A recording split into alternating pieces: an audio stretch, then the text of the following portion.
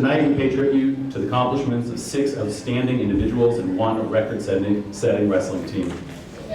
Among this class is a 3-season state champion distance runner, a man who coached state titles for 4 different Timberlane programs, an All-American wrestler, a New England champion thrower who was even more impressive on the volleyball court, a Mr. New Hampshire basketball recipient, a program-altering field hockey and basketball star, and arguably the single best season by an Owl team in school history.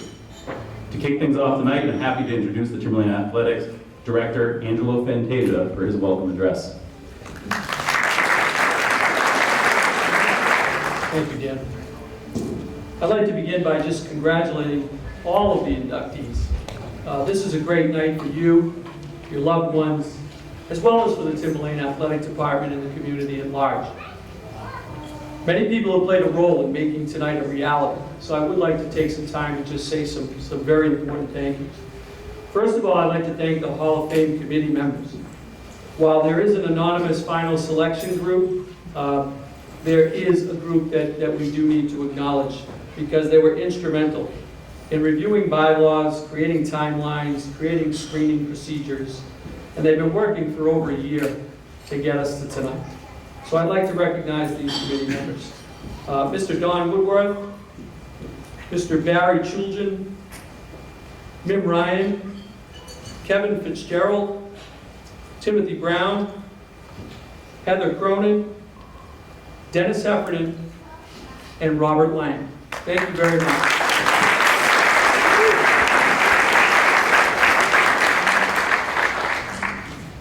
I'd like to thank the Superintendent of Schools, Dr. Earl Metzler, and he sends his regards and his congratulations.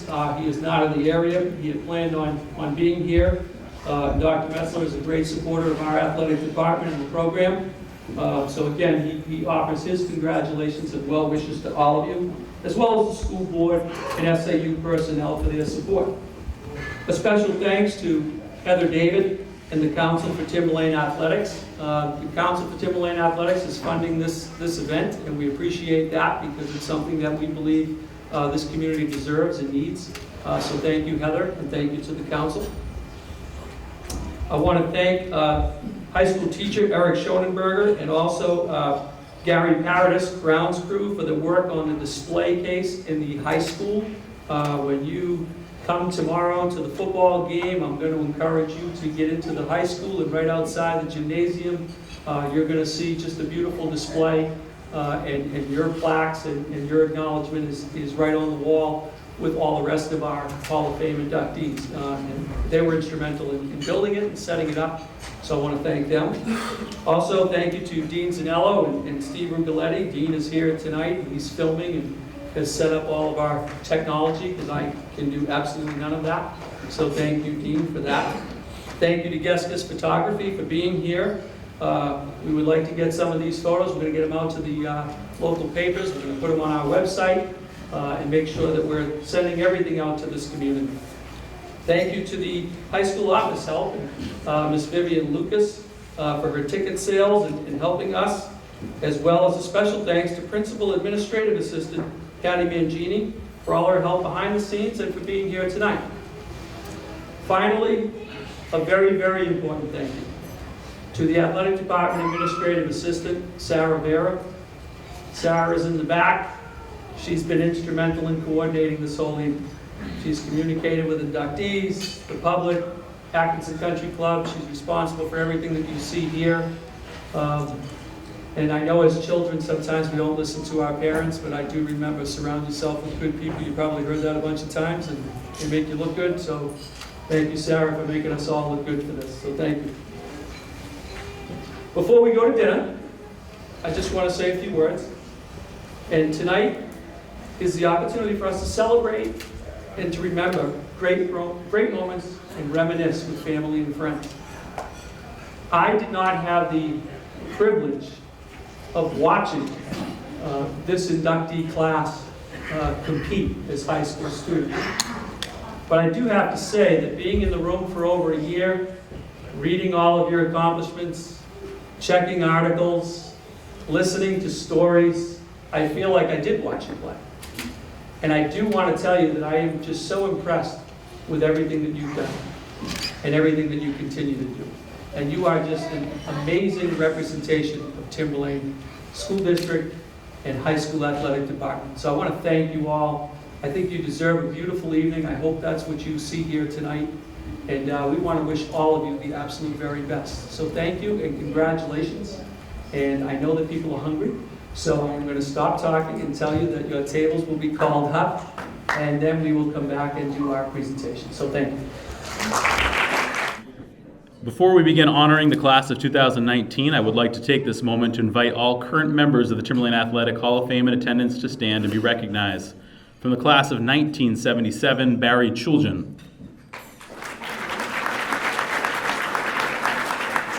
From the class of 1988, Dan Donovan. From the class of 1977, Robert Lang, Jr. From the class of 1998, Dr. Jason Holder, Jr.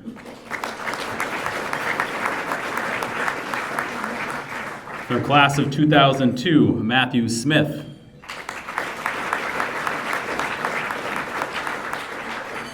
From the class of 2004, Katie Sickel.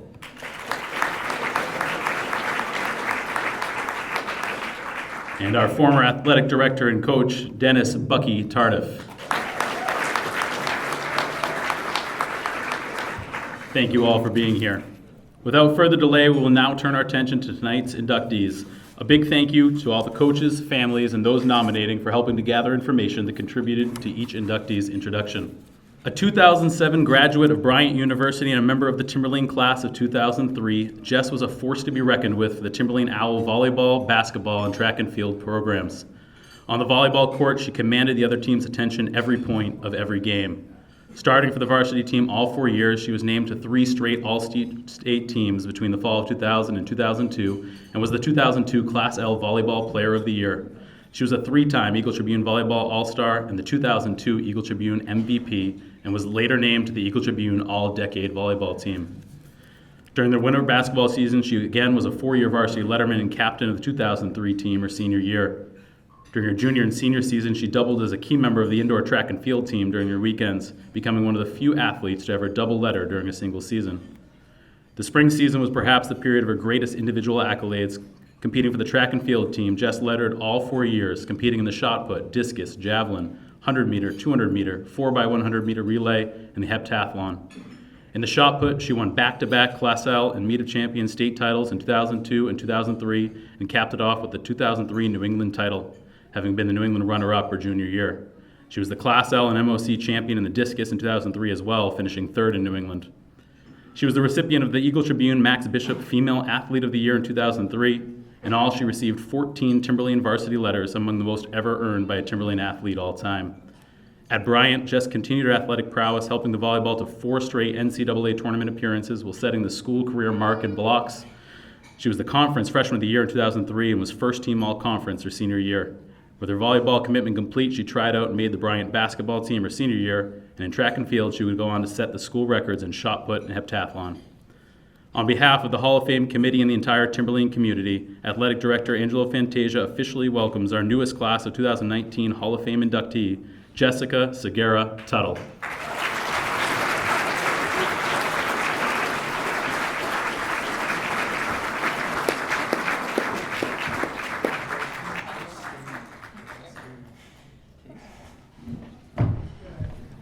Thank you, everyone. I hope you're having a great night.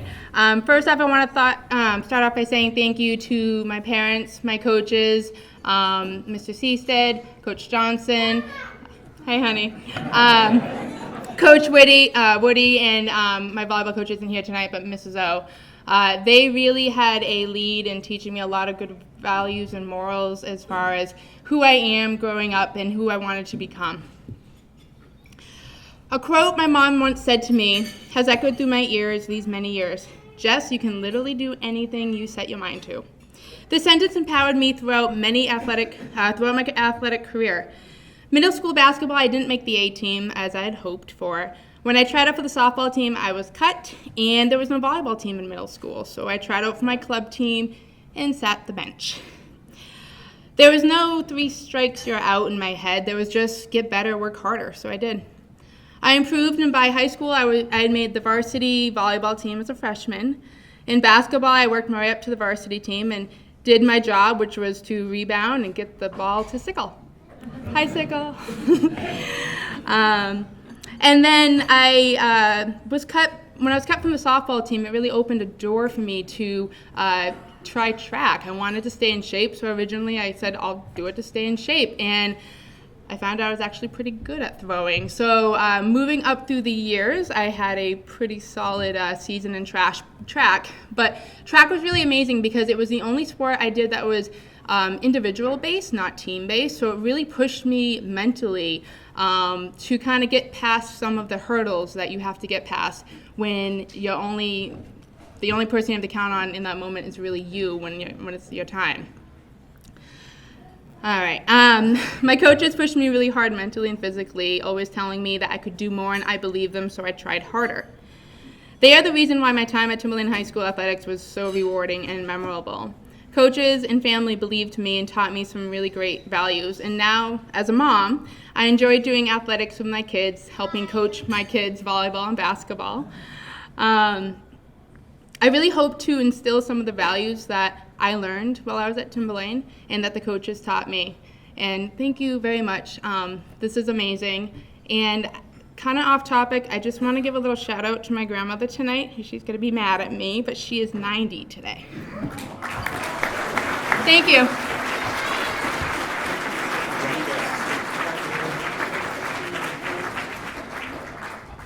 The 1995 class valedictorian from Dartmouth College and the class valedictorian of the Timberlane class of 1991. According to Coach Woodworth, Kristin is arguably the greatest intellect to ever graduate from Timberlane High School. But tonight we celebrate her career as one of the most accomplished runners in school history. Kristin participated in cross-country, indoor and outdoor track and field all 4 years of her high school career. Her junior year, she won the cross-country state title and followed up with the indoor state title in the 1,500 meter, during which she broke the state record by over 5 seconds. She completed her junior campaign by winning the New Hampshire outdoor state title in the 1 mile and was named the Eagle Tribune MVP for both the 1989 cross-country season and the 1990 indoor track and field season. Her senior year, she repeated as indoor state champion and went a step further by winning the 1990 Indoor New England Championship in the 1 mile and added a 3,200 meter state title to her outdoor resume that spring. In the end, she was a 10-time Eagle Tribune All-Star and was the recipient of the 1990-1991 Boston Globe All-Scholastic Award for girls track and field. Kristin would go on to run for Dartmouth in all 3 sports, where she would compete at the NCAA championships during all 3 seasons during her college career, and was a first-team academic All-American selection in 1995. On behalf of the Hall of Fame committee and the entire Timberlane community, Athletic Director Angela Fantasia officially welcomes our newest class of 2019 Hall of Fame inductee, Kristin Cobb Sainani.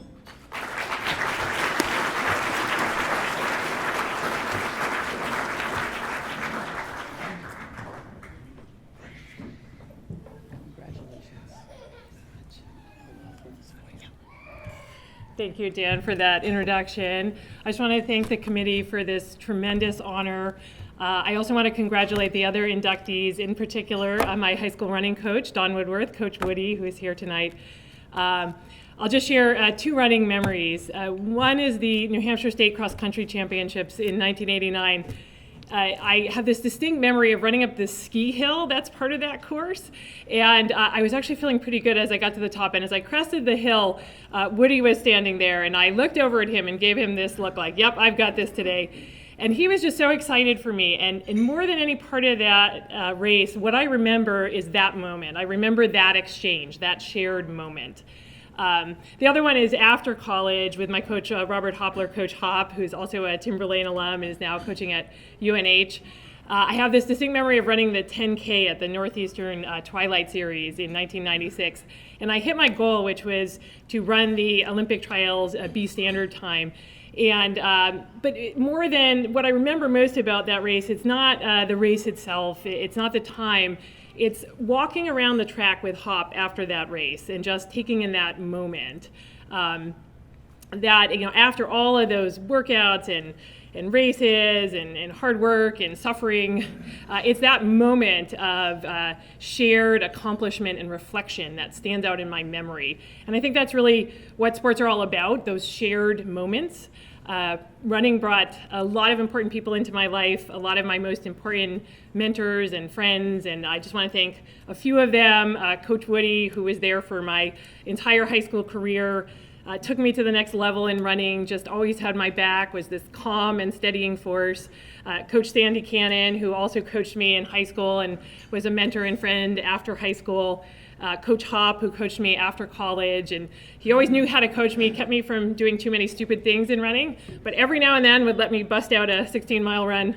Hop taught me a lot about running, but also gave me a lot of life wisdom. And I don't coach athletes, but I do now mentor graduate students. And when I graduated my first PhD student, I wrote him a long congratulations letter, and I was trying to put all this life wisdom into it, and I felt like I was channeling Hop. I want to thank all of my high school coaches, Martha Pond, Coach Braun, Jim Davis, thank Bucky Tardif, who was the athletic director when I was at Timberlane. My college coaches, Vin Lanana, Barry Harwick, Ellen O'Neill, and Peter Fox-Smith. And I thank Jeff Johnson for allowing me to run with the farm team after college. I learned a lot of life lessons from all of them. And of course, I have to thank my mom and dad. I think everybody at Timberlane knows my parents. They instilled in their children the value of hard work, and they have always supported us to an extraordinary degree. They were just out at my house in California, and they cleaned out my yard, they cleaned out my garage, they did my kids' homework with them, so thank you both for all that you do. And I want to thank my Aunt Elaine and Uncle Charlie for being here tonight and for always supporting my running career. And finally, I want to thank my husband, Sam, and my children, Rohan and Annika, for all of their love and support. I learned a lot of lessons in running, and one important lesson that I want to impart to my children is in running, if whatever happened, no matter what happened in the race on Saturday, even if it didn't go your way, you just kind of pick yourself up, you dust yourself off, you show up to practice on Monday. And if you do that, you eventually hit your goals. And I think that's a really good life philosophy. No matter what happens, even if things aren't going perfectly, if you just keep showing up to practice on Monday, you will have those important successes and relationships and moments in life. And thanks everyone so much for this honor.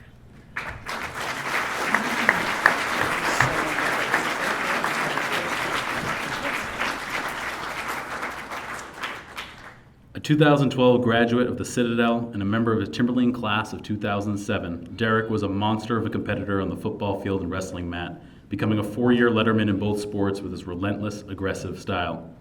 On the football field, Derek was a tenacious 3-year starter at linebacker, leading the team in tackles, forced fumbles, and fumble recoveries during his senior year campaign, and earning accolades including the 2006 Eagle Tribune All-Star, Division II First Team Honors, and an invitation to represent the state of New Hampshire at the 2007 Shrine Bowl. During his wrestling career, Derek was part of 4 straight Class or Division state title teams, 4 straight Meet of Championship titles, and back-to-back New England title-winning teams in 2005 and 2006. A 4-year starter at 171 pounds, Derek was a ferocious attacking wrestler who could rack up points with the best of them. As a freshman, Derek was a Class L state finalist and an MOC place winner. From that MOC tournament on, Derek wouldn't lose a single New Hampshire wrestling match the rest of his career, claiming back-to-back-to-back Division I and Meet of Champions state titles. At the New Englands, he would become a 3-time place winner, finishing 5th as a sophomore, 3rd as a junior, and capturing the 2007 New England title. Later that same spring, Derek capped off his OWL wrestling career by earning All-American status by placing at the NHSCA National Tournament. In New England competition, Derek was 37-0 that year, with 35 wins being either by pin, technical fall, or major decision, one of the most dominant New England seasons ever. During his impressive career, Derek would compile 159 wins, was named to the Eagle Tribune All-Star team 3 times, including becoming the Demi Gabrielle Eagle Tribune Wrestling MVP his senior year. His many accomplishments helped him secure a Division I wrestling scholarship at the Citadel, where he was a 3-year starter. On behalf of the Hall of Fame committee and the entire Timberlane community, Athletic Director Angelo Fantasia officially welcomes our newest class of 2019 Hall of Fame inductee, Derek Sickel.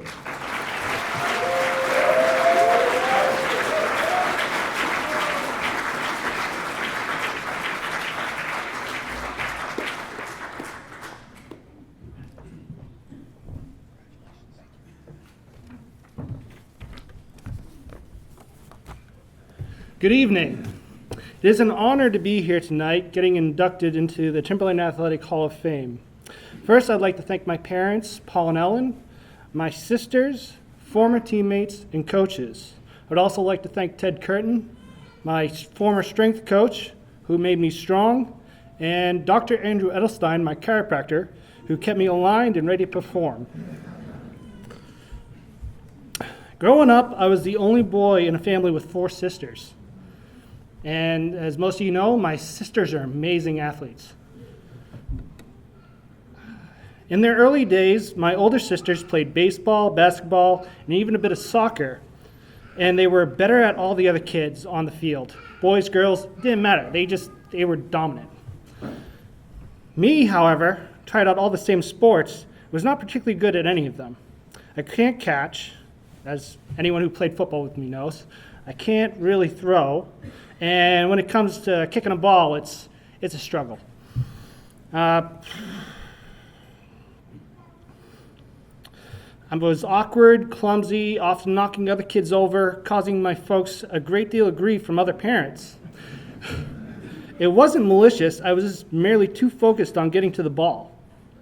Unbeknownst to me, at the time, it quickly occurred to them that I should go out for football once I was old enough. And so I went out for flag football. On the first play of my first game, I was in the position of defensive nose tackle, where the opposing team made a running play off tackle and busted out to the sideline, made it all the way down to the end zone, and apparently was a touchdown. The crowd went wild, except it wasn't a touchdown because I was standing 3 yards behind the line of scrimmage with the flag in the air. Just, hey, I got him.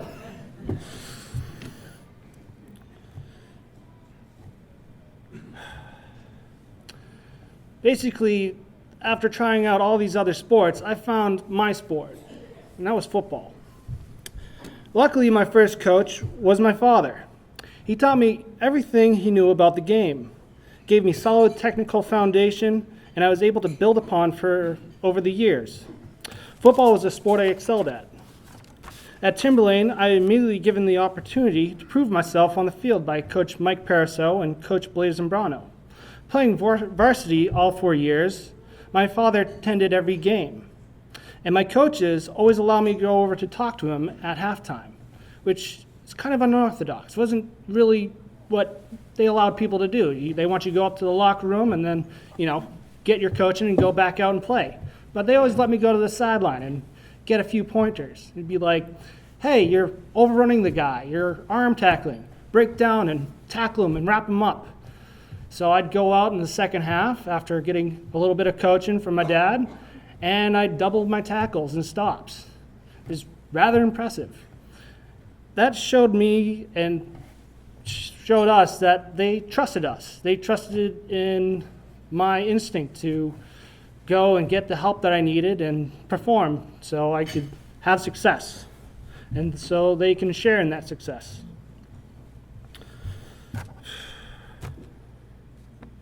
Where was I? With football, I found my sport, but with wrestling, I found my passion. I went out for wrestling in 6th grade, not knowing anything about the Timberlane program or its dominance. I just knew that I was horrible at basketball, and I had a knack for knocking people over. For the first 2 weeks of practice, I went out without actual wrestling shoes.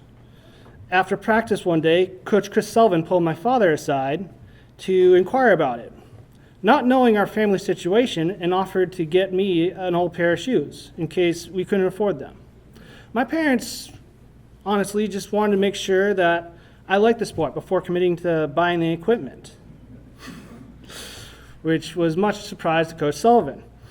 He emphatically suggested we go get some wrestling shoes right away. We went that night. I had taken to the sport with great enthusiasm, but what sold me, though, and played an important role shaping the rest of my young career was attending my first high school match. I was in 6th grade, and I went to the Timberlane vs. Salem meet with my father. It was an away meet, standing room only, and the only light in the gym was the one over the mat. That night, I watched Timberlane greats like Matt Smith and Eric Bradley and the rest of their team trounce our rival Salem. The room was electric. I was immediately decided that that was what I was going to do. I was going to do whatever it took to be one of those guys underneath that light. And that meant doing extra. Going to the barn as soon as the first season ended, getting coaching from Gordon Smith and Jay Holder, Doc Holder, wrestling with Matt Smith, and on one occasion, deservedly getting knocked out by Matt. It's all right, that was a bad move on my part. Private lessons with Eric Bradley and Jake Dorfler, strength and speed training with Ted Curtin, spending weeks and months of my summer at wrestling camps, my father driving us 6 hours to New Jersey so I could get some competitive matches in the off-season. My hard work paid off. I won the varsity spot as a freshman and finally got the opportunity to wrestle underneath the light. My first varsity match was against Pinkerton. I had no idea who I was facing. Coach Chu just told me to go out there and get him. I was pinned in 1 minute and 30 seconds in the first period. My opponent was the defending New England champion, Phil Morricone. I learned a great deal from that very first varsity experience. I saw the strength and technical skill that I would need to compete regionally and achieve my goal of being a New England champion. Coach Chujin taught me not to worry about who my opponent was or their credentials. You just go out there and you do your best to wrestle. I spent 4 years as a varsity wrestler at Timberlane. I could speak ad nauseum about my experience, setbacks, and triumphs, both as an individual and as part of the most outstanding teams to compete in the Timberlane wrestling dynasty. Rather, I'm going to talk about the culture of success that our coaches built and that allowed us to obtain our achievements. During my time, we had Coach Chujin, Coach Woodworth, Coach Bertone, Coach Kiley, Coach Donovan, Coach Marino, and I hope I didn't miss anyone. If I did, I apologize, guiding us to success. One thing Coach Chu said to me that always stuck was, there's a state championship team in every school, but you have to get them on the mat. Timberlane Wrestling drew all kinds of students of different backgrounds and athletic abilities to try and break into the varsity lineup. Some of the toughest competition we faced as wrestlers all year was within our own room. This competition drove us to continuously improve, lest you lose your spot to someone putting in just a little bit of extra work. Our coaches encouraged this competition, but never played favorites. Everyone in the room was taught and developed to be the best wrestler they could be. They never focused on just the starters to ignore the development of the backups, or the backups of the backups. Depth was our secret weapon. Unique to the rest of the state, we had 2 varsity teams, Varsity A and Varsity B. While A was competing at the Beast of the East, B was getting varsity matches at Pentucket. If anyone got hurt, we had someone to fill in their place.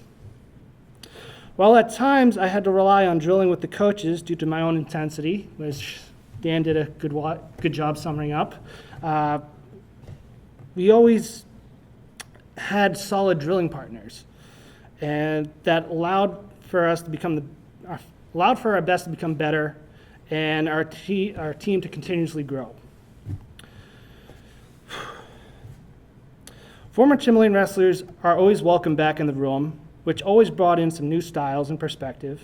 Combine that with our coaches staying on the forefront of techniques while always reviewing stumbling over my words. I'm sorry, folks. Last page. I'm almost done. Always reviewing and reinforcing the basics. We as a team were almost unbeatable. Our schedule was masterfully structured to get us to peak at performance for our biggest competitions. It was thanks to this system, the care and support of my coaches, family, and all those around me that I was able to accomplish my goals. I became a 3-time state champ, 3-time New England place winner, New England champ, high school American, and I achieved the goal of getting a scholarship in Division I.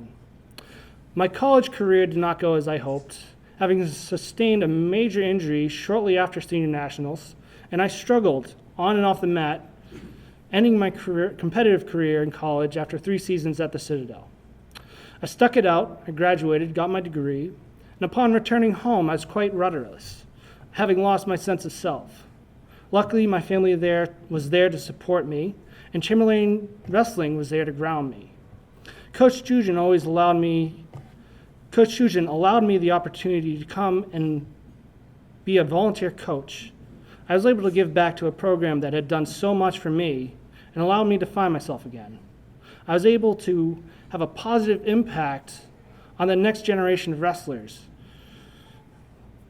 teach them my techniques, share my knowledge of the sport, contribute to their triumphs and share in them. Coaching just may be more exhilarating than actually competing myself. I'm truly grateful to this school, to the sports I participated in, and my coaches who not only taught me about overcoming adversity, but how to carry yourself in life. Thank you.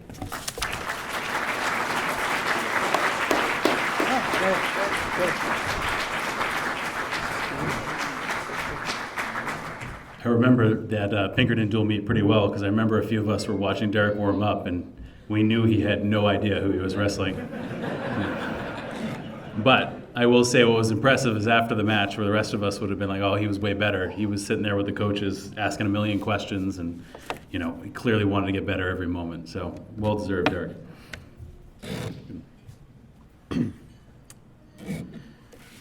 A 2007 graduate from Providence College and a member of the Timberlane class of 2003, Lauren joined field hockey and basketball programs that had experienced little success upon the move to Class L in the late 90s before her arrival. Her impact on both programs would prove to be immense and immediate. Having won 0 games at the Class L level previous to Lauren's arrival, the basketball program was desperate for a spark, and it came in the form of a tenacious freshman point guard. Lauren helped bring the Owls back to legitimacy as they made their first ever Class L playoff appearance during Lauren's sophomore year and recorded their first ever Class L playoff win and an appearance in the quarterfinals during her senior year. Lauren was a 4-year starter, a 2-year captain, was honorable mentioned for All-State her junior year, and was named to the Eagle Tribune All-Star team. As a senior, she was named second team All-State, was a finalist for Miss New Hampshire basketball, and was invited to be part of the senior game. Similar to the basketball program before Lauren's arrival, the field hockey team had failed to reach the playoffs since moving up to Class L. That would quickly change. Lauren led the program to 4 straight playoff appearances, including its first ever state championship game appearance as the team reached the Class L finals during her junior and senior seasons. Individually, she was a 4-year starter, a 3-time Eagle Tribune All-Star, an honorable mention All-State selection her sophomore year, and a first-team selection during her junior and senior season. She was selected to the Twin State team and was a 2-time team MVP, all contributing to her full athletic scholarship to Providence College. While at Division I Providence, she earned a 3rd-team All-American status and was named the Providence Friar Women's Athlete of the Year her senior year. On behalf of the Hall of Fame Committee and the entire Timberlane community, Athletic Director Angela Fantasia officially welcomes our newest class of 2019 Hall of Fame inductee, Lauren Sickel.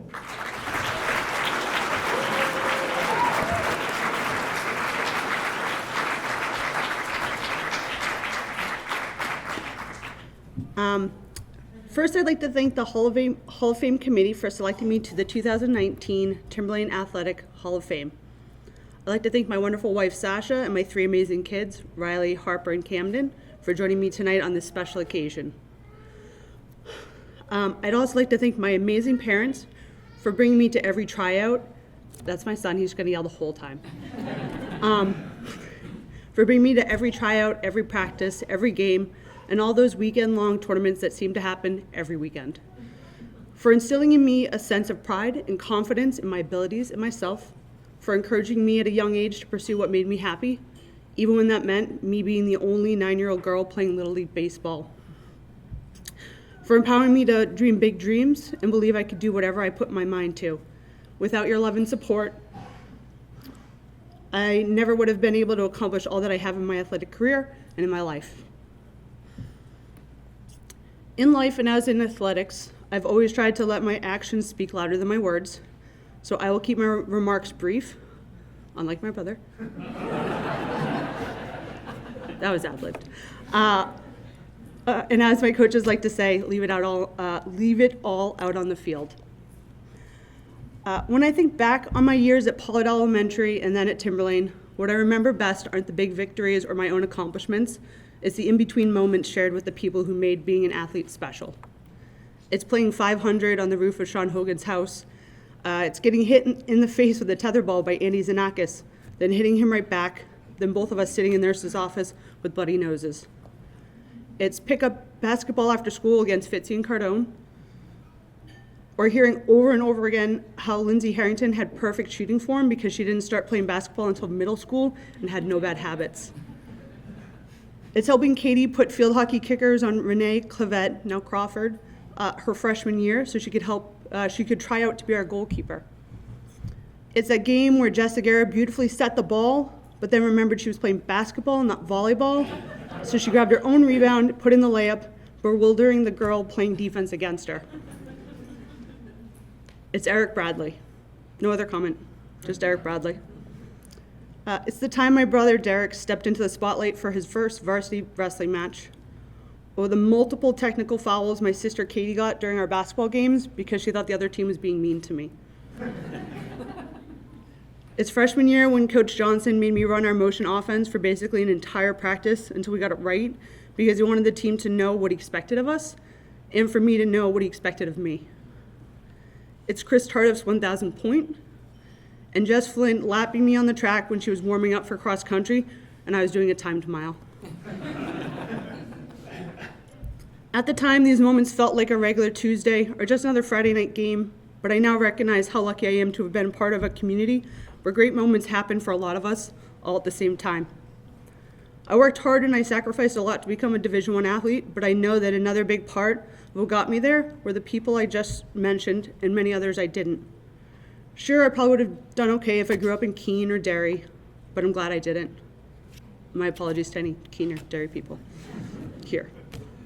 So I'd like to once more thank everyone in the room, my coaches, and the greater Timberlane community for creating such a great place for all of us to grow up and succeed. I'd like to congratulate and thank the other 2019 inductees along with the 2017 inductees for being great at what you do and for pushing me to be the best that I could be. Lastly, I'd like to thank my siblings, Katie, Derek, Julie, and Chelsea. Our competitive spirit and drive definitely started at home with who would get to sit on my mom's lap and never really ended after that.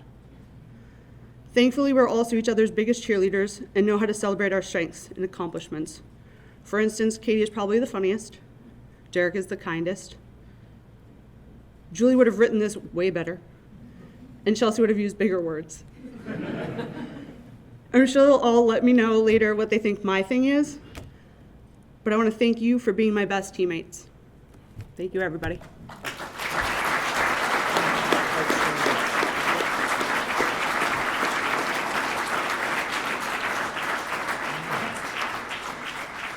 A 2005 graduate of Bentley University and a member of the Timberlane class of 2001, Chris Tardif was simply put the best basketball player to ever represent Timberlane Regional High School.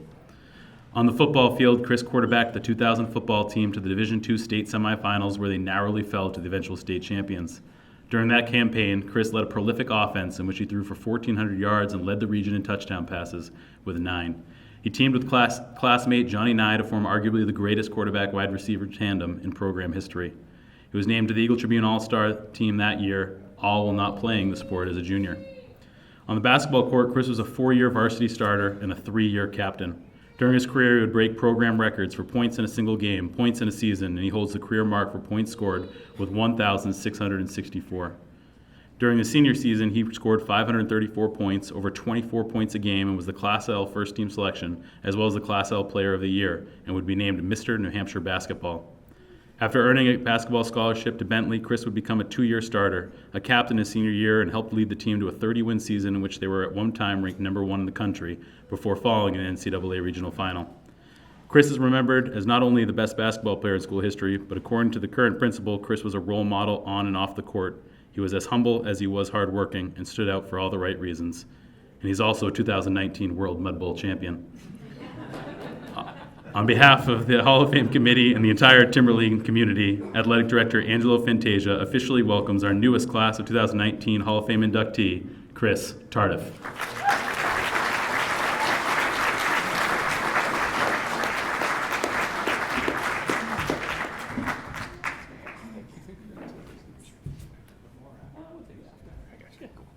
All right, sorry, I gotta move this up to a more respectable level. So because I'm a smart husband, I want to start by thanking my wife, who had no idea who I was in high school, but she does keep me grounded and humbled This is a great honor being inducted into the Hall of Fame, but the minute we get home, she'll remind me that kid and cleaning duties are still happening, and I'm not that special. So thank you. So we have two little kids at home. We have a one-year-old daughter who's constantly chasing around her older brother and always wanting to do everything that he does. And it really reminds me of my relationship with my sister, Julie, and kind of me wanting to always get to the points where she was. And she was always pushing boundaries, both good and bad. My parents can attest to that. But always provided me a great example on and off the court. Within sports, she was I was always trying to one-up her. I'll admit that I don't know that I ever achieved that goal, but I will also admit that I don't think I'd be up here if it wasn't for her providing great examples on sacrifice, hard work, and how to get to achieve the goals that you want to achieve in life. So Julie, thank you. Thank you for not crying. So going on to my parents, reflecting back on their sacrifices, and it's just insane. I mean, the amount of money they had to spend that they had no business spending to put both of us into these athletic programs and AAU programs was ridiculous. We had practices 4 nights a week up in Concord. Our family vacations weren't to the beach or to Disney World. They were to sweaty gyms around the country, and that's what we had to do. And it was a great sacrifice on their end, and I'm a better person because of it. And one of the lessons that should I go into individually here. So most of you do know my dad. He was inducted a couple years ago, but you might not know my mom, who is a real superhero. So just imagine for a second dinner tables every night with my sister, my dad, myself, type A personalities, super competitive, talking about that day's game or that day's practice. And I'm sure there were many moments where she was like, what the hell did I just get into? But she was always there to ground us again and kind of remind us and keep perspective that it's just a game, that we don't really have to dwell on the goods and the ups and the downs. So Mom, thank you. And then for my dad, Julie and I were awarded the unique experience of having a parent who works in the high school while you're attending that high school. And one of the first lessons I learned really probably kept me out of trouble was my dad knew about all the parties before I knew about the parties. My dad knew about parties that I wasn't invited to. So for any of you out there who went to school while my dad was the athletic director, who thought you floated below the radar socially, you didn't. He knew exactly what you were up to. And he kept us out of trouble in that regard. And then one extremely important lesson that both my parents kind of bestowed upon Julie and I was, if you're going to commit to something, commit to it 100%. Give it all your effort. It's going to take sacrifices. And there were many days where all my friends would be at the Plastone Rec or a basketball court outside playing pickup basketball, and I was in the gym doing rebound and defense drills. But one thing they made certain was the minute that I was not having fun or enjoying myself, it was okay to step back and take time off or take off completely. And I think I was blessed to have parents who recognized our passions, but also understood that what's really important in life is that you're happy. So they always pushed us to be the best at what we're doing, but kept things within perspective. So Mom, Dad, thank you. Huge thank you to you guys. And finally, I just want to touch on coaches. So there's a lot of coaches who affected all of us throughout our lives, and I don't want to go name by name everybody here.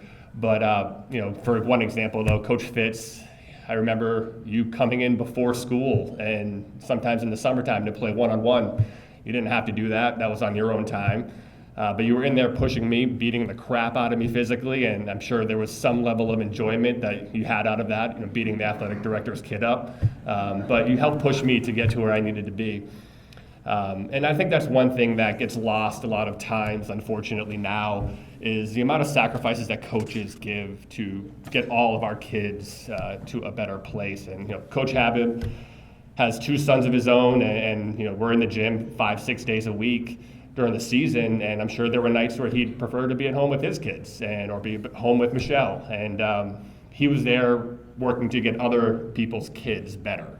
And I think that's something that we all have to kind of take a moment to think about when our kids, or if you had gone through school, have had coaches. So sometimes that development in teaching is not all butterflies and coddling and positive reinforcement. And Dan did a phenomenal job outlining my achievements here at Timberlane. I had a great time, and things went well, but college was a different story. So, after my first 2 years at Bentley, I didn't play at all. I was told after my first year that I should transfer. I'm never going to play there. It was a pretty good one. They also said they were never going to recruit from the state of New Hampshire again because of me. So I got to give them that one, that I potentially ruined an entire state of potential recruits. But I could have packed up and bailed. But I was able to draw on the experiences from my family and from my experiences from the coaches here at Timberlane to persevere and push through that. And as Dan mentioned, I started the next 2 years. I was captain on the #1 team in the country. I still, to this day, have a letter framed in my office from the assistant coach who I swear hated me, called me every name in the book. And then my senior year, he sent me a letter because he had moved on, and it said that I was one of the most proudest moments of his coaching career, and that my work ethic was something he had never seen before. So it was good to kind of draw on that. And negative reinforcement or being hard on someone doesn't work for everybody. It's not always right, but I think it's important that we do understand, and I live by that motto. My parents taught me earlier, if a coach isn't yelling at you, it means they might not care. So for me, I always took that as, if they're passionate enough to see potential in me or see potential in other kids, that they're going to be passionate to express that, what they see in you. So big shout out and thank you to all the coaches out there, and thank you to the Hall of Fame committee for putting me in. Thank you.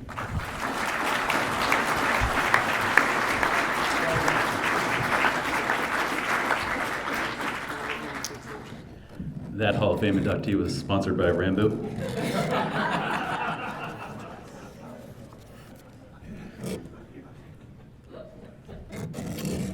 All right. 40 years ago, Timberlane Regional School District posted an ad in newspapers across New England as they opened the search for an English teacher. In walked a long-haired, blonde New Yorker, eager to start his career in education and just maybe do some coaching along the way. Don's first job in coaching came as a head coach of the 1980-1981 boys cross-country team, and before the decade was over, found himself at the helm of the boys and girls cross-country programs, the wrestling team, and the outdoor boys and girls track and field teams. Overall, he coached over 75 seasons of Timberlane athletics. In 1987, after a half-decade of close calls across multiple sports, Don experienced a state championship for the first time as the wrestling program won its inaugural title. 6 years later, when the wrestling program won its second title, it was the start of a 5.5-year period of success that will be hard-pressed to ever be matched. From the winter of 1993 to the spring of 1998, the programs he coached claimed a remarkable 14 state championships, including 6 straight wrestling titles, back-to-back-to-back boys cross-country titles, back-to-back-to-back boys track and field titles, and 2 girls track and field state titles. Included in that run was also the wrestling team's 1996 New England Championship, the first in school history in any sport. When he wrapped up his last year of coaching in 2006, Don had contributed to 24 state championships and 5 New England championships across 25 years of coaching. Don would coach 6 All-American wrestlers, an All-American runner, and with the addition of Jess, Kristin, Derek, Chris, and the 2005 wrestling team, he'll have coached 12 members of the Timberlane Athletics Hall of Fame, a number that is likely to increase in the years to come.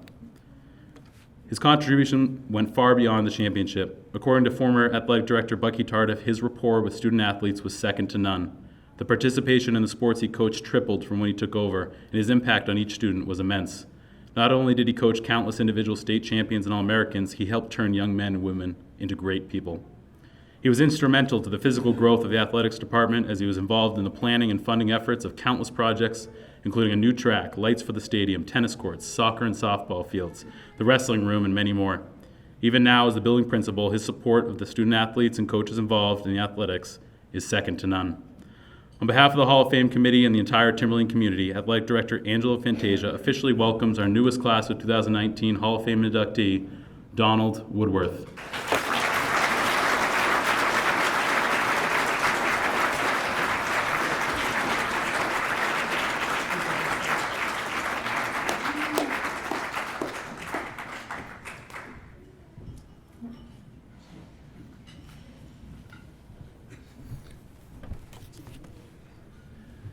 Thank you, Dan. Thank you to the committee. Thank you to everybody here. I'm a very lucky man. I know most of you in the room, and through your kids or through your own experience. And it's an honor, to be, associated with so many wonderful people. From the time I got to Timberlane on, I had a good sense of who I was. Working with kids is about the best thing you can do in life.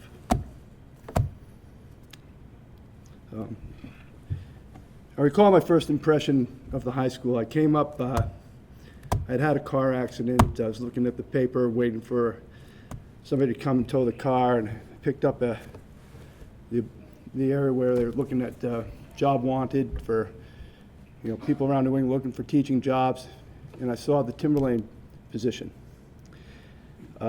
Took that opportunity to call and got an interview. It was the best car accident that ever happened to me. I drove up, not long afterwards to high school, and I met Dick Fugier, Dick Mesquita, a couple other administrators, and they interviewed me and gave me a tour of the building. They showed me the facilities, the athletic facilities, the massive gym and the great complex there with a wrestling room that was actually in the corner of the stage up in the back of the gym. But they were so proud of this place. We looked at the football field, half of it was underwater. It was higher on one side than the other. But they were so proud of it.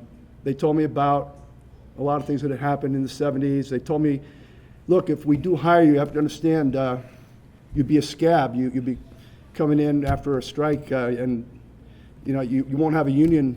You don't have a contract, but you don't have that type of support. But don't worry, this is the best place in the world to work. The administration loves its teachers. The community is very close to the school. In time, you'll grow to love it. I was blown away. I was so proud to get that job, that offer. And then they said, we even have some coaching positions that you might be interested in. And Dick Mesquita said, would you like to be a cross-country coach? And I thought cross-country was a winter skiing thing. I didn't know that. In New Hampshire, I'm thinking that. He said, no, it's running. I said, oh, distance running, right? Yeah. He said, I didn't know much about it. He said, can you give me a hint about what I'd be in for if I'm going to coach cross-country? He said, oh, it's easy. You take attendance. You send them out in the woods. And when they all come back, you can go home. It was a pretty high bar for me, but I said, all right, I'll try that. And so middle school teaching started for me that fall. Cross-country started for me. And the kids taught me about the sport. They were pretty proud of the past of the program already. They had been running with people like the Kimballs, a guy named Roldan, Zemian, people that were phenomenal runners. The program had been proud. And there I was. I didn't know how to score a cross-country meet. I didn't realize that a low score was the best score. And I didn't know how to train a cross-country athlete. The kids taught me that. And I learned something through that experience about coaching that, you learn from the kids. You learn how to be successful with kids from the kids. They want to have fun. They're there to work hard and have success. And from a coach, they want somebody that's going to listen. So that's what I did. And it was the best way to start a coaching career.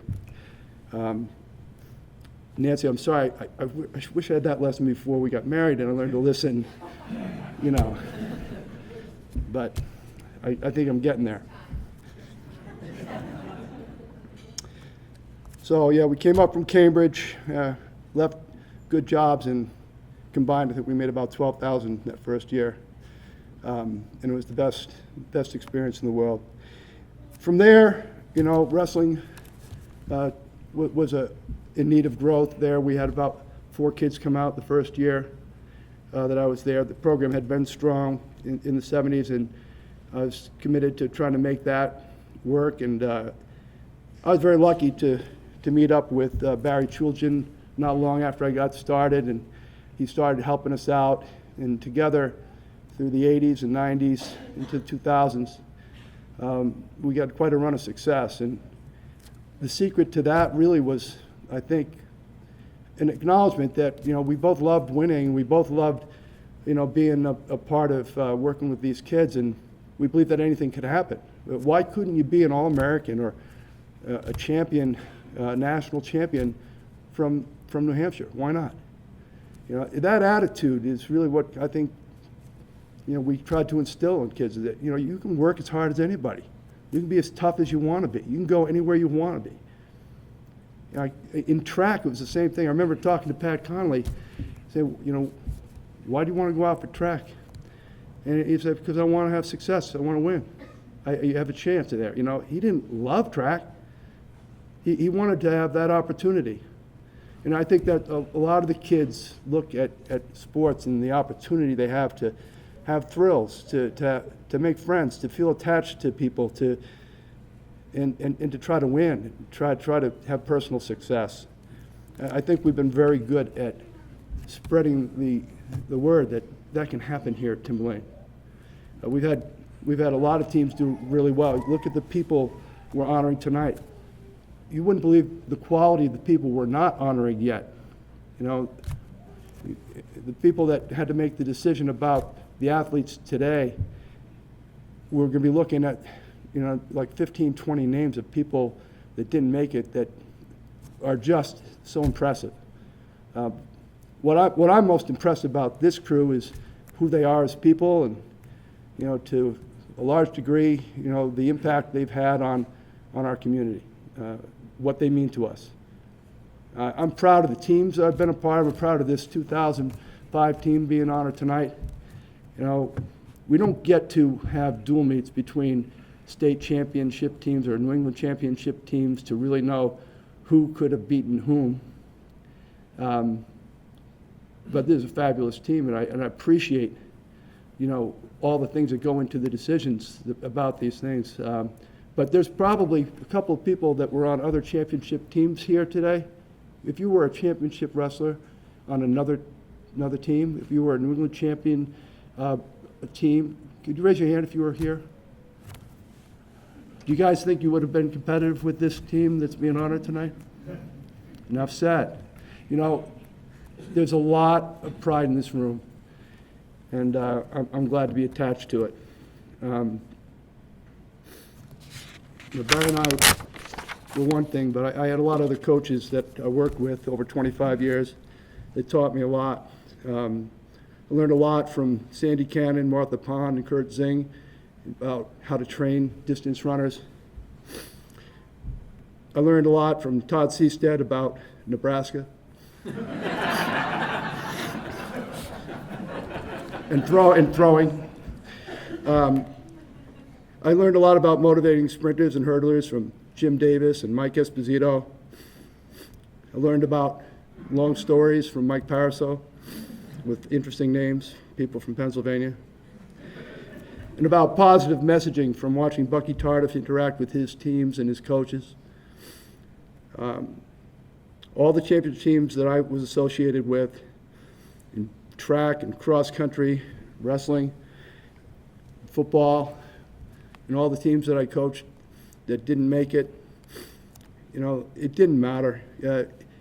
I was so proud of the relationships that I developed when I saw kids have success. I was so proud to be there to witness it, to share in that. And those are the things I'll take with me, moving forward. I'm proud to be acknowledged tonight. It means a lot. So I want to thank Nancy for her support through all of this, the support of her folks who made it possible for me to start by funding a lot of my education when I needed it. To my own parents for encouraging me to always strive to be my best. I'm thankful for the joy of coaching my three sons. Proud of the lives they're leading right now and what my grandchildren are up to, their wives. I'm blessed that they're around me in my life just like I'm blessed to be around you tonight. So, thank you very much.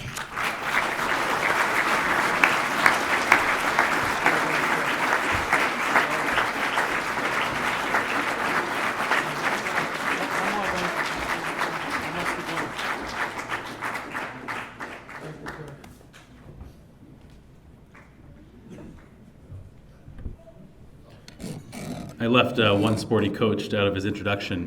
Due to a red card to Coach Sorter, he had to be an assistant soccer coach once, too. So, I'm going to add that in. All right. The 2005 wrestling team entered the season as title favorites after returning 9 All-State places from the 2004 state championship team and New England runner-ups.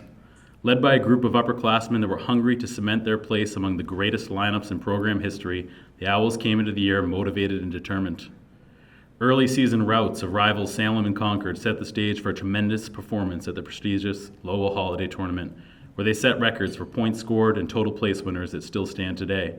Setting records would prove to be the theme for their season. After completing an undefeated dual meet season at 16-0, the heavily favored Owls left no doubt during their Division I state championship performance, becoming the first team in state history to place all 14 wrestlers in the top 3 at the Division I tournament, and setting state records for points scored, finalists, and champions. The following week at the Meet of Champions, they continued their dominance, again displaying their tremendous depth, putting 11 wrestlers in the finals and placing all 14 in the top 4, including qualifying a state record 13 wrestlers for the New England tournament, while posting state records for points scored and finalists. The final test for the 2005 team was to capture the New England championship. Carried by New England finalists Eric Morrill and Tim Brown, as well as a tremendous Day 2 run by Donnie Conley, the Owls separated themselves from New England powers Mount Anthony and Danbury to claim the program's 4th New England title and cap off an unforgettable season-long performance to cement themselves as one of the best teams in the school in state's history. On behalf of the Hall of Fame committee and the entire Timberlane community, Athletic Director Angelo Fantasia officially welcomes our newest class of 2019 Hall of Fame inductees, the 2005 Timberlane wrestling team.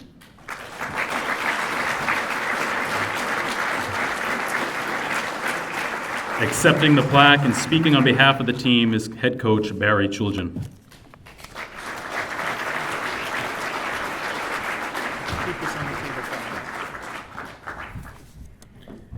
Thank you.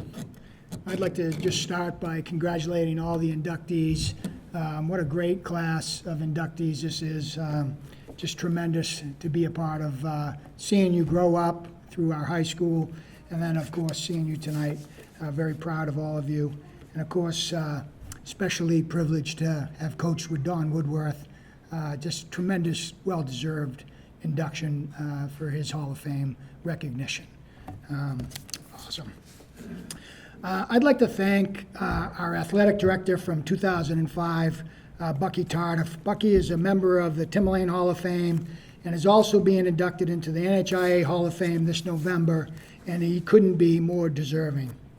Thank you, Bucky, for your great leadership for our 2005 team and our coaches and so many more teams and coaches over the years. A big part of our program's success over the years has to do with your leadership and support. Thank you.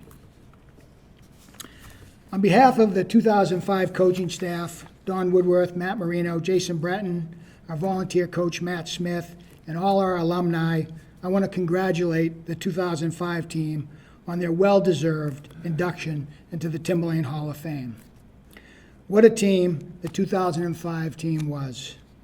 Thank you, Dan, for providing that introduction of what certainly is one of the best teams ever in the sport of wrestling in the state of New Hampshire, and of course, here at Timberlane.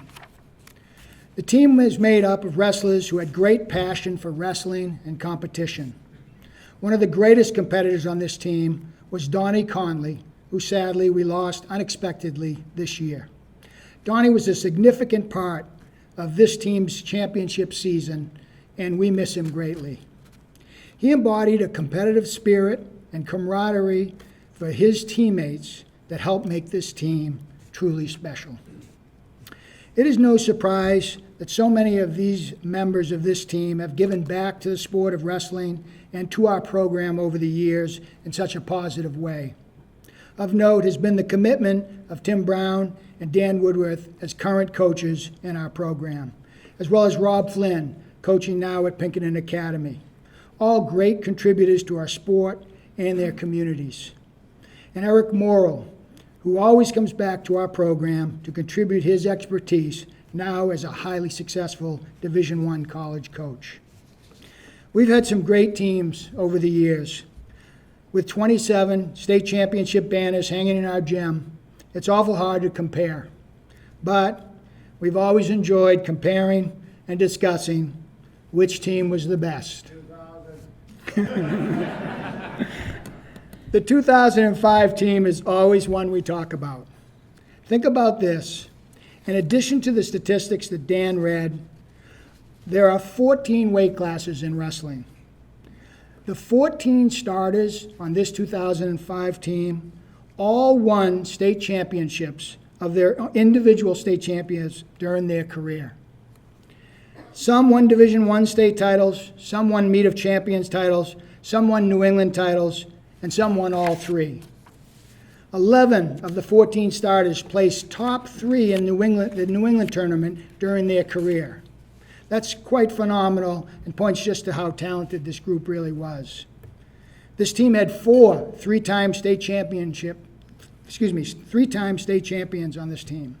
They had 2 All-Americans on this team. And as Dan said, they had an amazing 11 guys make the state finals in 2005 and set the highest point total in the state championship history. This team had great chemistry and bonded together very well. They pushed each other, challenged each other, and at times were hard on each other, as they never were willing to settle.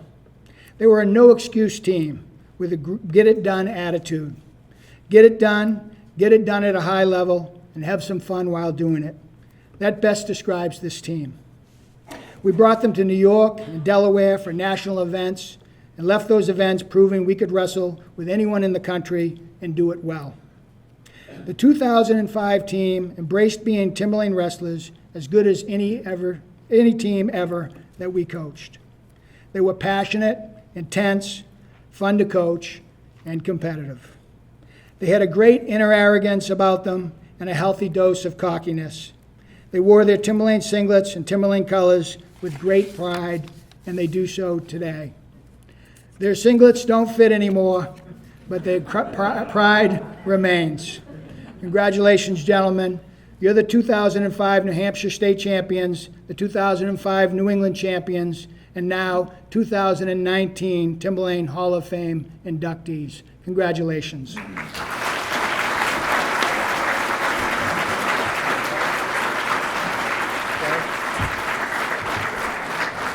To join me on stage to help recognize the kids, please welcome and congratulate Coach Don Woodworth, Matt Marino, and Jason Breton.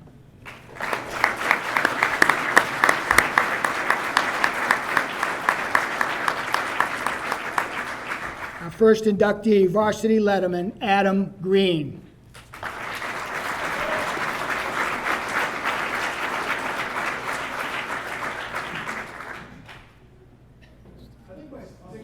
Looking good, Greenie. You might still fit in it.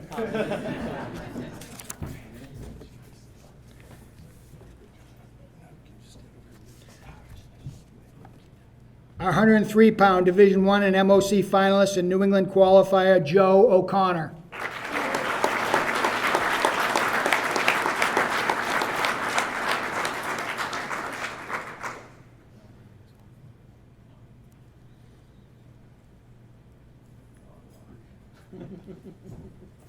Our 112-pound Division I and MOC champion and New England finalist, Eric Morrill.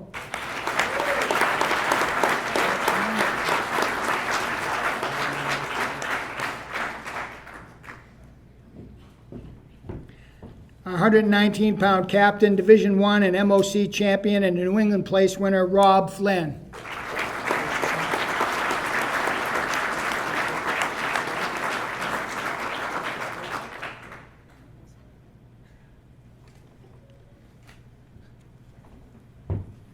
Our 125-pounder MOC finalist and New England qualifier, Jared Smith.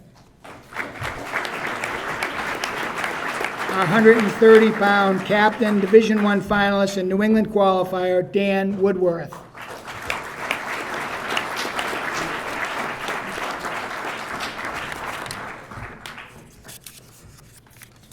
Our 135-pounder was Division I and MOC champion and New England place winner Devin Hansen. Our 140-pound Division I finalist and MOC champion and New England qualifier Anthony Scally.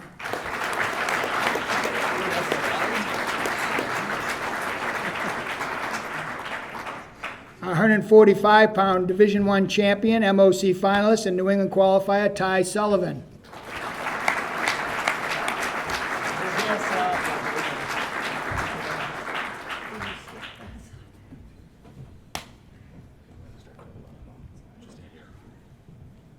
Our 152-pound Division I and MOC finalist and New England placer Donnie Conley. Accepting the certificate for Donnie is Donnie's brother, Pat Conley.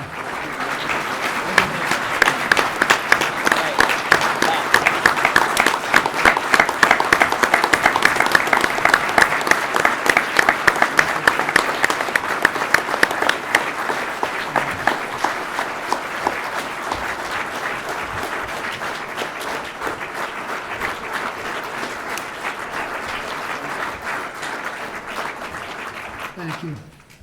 160-pound Division I finalist and New England qualifier Dustin Moore.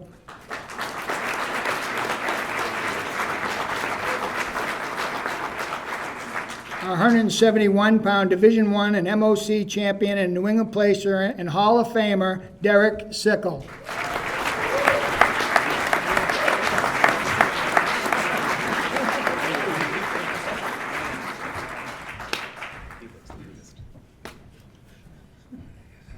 Our 215-pound Division I champion, MOC finalist, and New England qualifier, Zach Schroeder.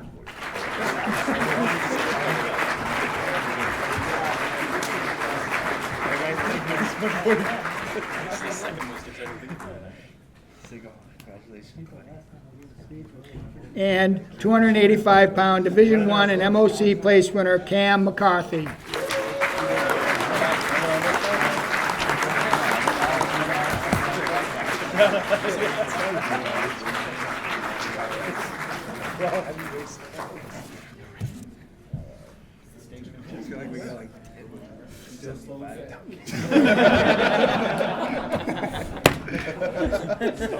Thank you so much.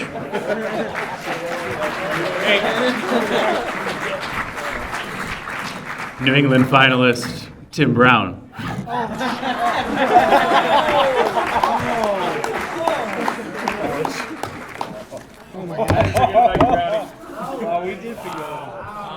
Dan must have scratched this off my notes. It says Shane Sullivan, right? Was that your Derek Freedom? Why don't you say something? I did. Thanks.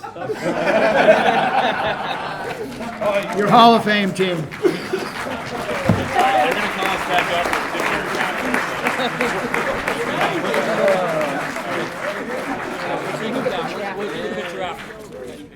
Well, that was interesting.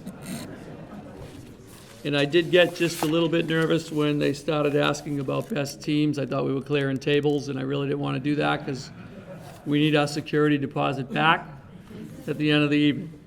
I'd just like to close this evening and again congratulate all of the inductees. Your accomplishments are amazing, and you are so worthy of selection. And I think Don Woodworth said it best. I mean, we have kind of resurrected the Hall of Fame. We've had 2 classes. We have so many great candidates, and you are a special group, well deserving the 2019 class. And our next induction ceremony will be in 2021, where we'll look forward to inducting another great and outstanding class. A reminder to all of our inductees that our plan is to recognize you at tomorrow night's football game at halftime. So I'm going to ask if you would please come to the game, join us. We'll meet down at the track where you all know where it is. We'll meet there with about 3 minutes to go in the half, and we're going to bring you right onto the field. Our community is dying to welcome you and acknowledge you.